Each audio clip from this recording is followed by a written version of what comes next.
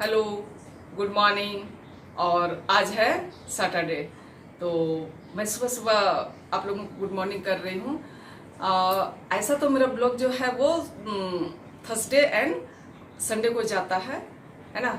लेकिन आज मैं एक ब्लॉग तो नहीं है, जो पुण्य बृहस्पतिवार को गीत हुई थी देखा देखा तो भाई भाई के प्रेम, उसको मैं अपलोड कर रही हूँ। तो आप लोग देखिएगा जरूर, और आप लोग सब कैसे हैं बतलाइएगा। उम्मीद करते हैं कि आप लोग सब अच्छे होंगे, और पसंद आता है तो आप लोग उसे लाइक शेयर और कमेंट कर दीजिएगा, और नए फ्रेंड्स हैं तो सब्सक्राइब कर दीजिएगा।